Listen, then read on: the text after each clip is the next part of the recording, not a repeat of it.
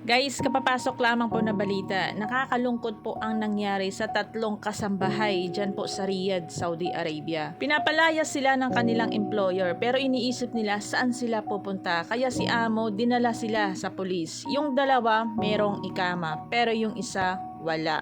Sa ngayon po yung dalawang kasambahay ay nakadetain po sa police station. Samantala yung isang kasambahay po na wala pong ikama hindi po tinanggap ng pulis. Kaya humingi po siya ng tulong sa advocate po ni OFW Heart Asia. Kaya agad-agad na po siyang kumilos kahit madaling araw pinuntahan po ang ating kababayan. Minsan hindi natin maintindihan kung ano ang trip ng mga pulis sa bansang Saudi Arabia. Meron din tayong isang kababayan, isa siyang kasambahay, tumakas siya sa kanyang amo. Dahil gusto niya na magpa-deport, gusto niyang umuwi ng Pilipinas. Naglakad-lakad ito sa kalsada para magpahuli sa mga pulis. Pero tinanggihan siya ng mga pulis kaya hanggang ngayon nasa Riyadh pa rin siya. 8 taon na siya nagtatrabaho na expired ang kanyang ikama. Dahil pinalaya siya ng kanyang employer at wala siyang ikama, 8 months siyang walang ikama, mananagot dito ang kanyang employer at agency. Napakawalang kwentang employer ang gumagawa nito. Ang ikama po ay responsibilidad po yan na employer na bigyan si worker. Dahil ang ikama po, iyan po ang pinaka-resident ID natin sa bansang Saudi Arabia.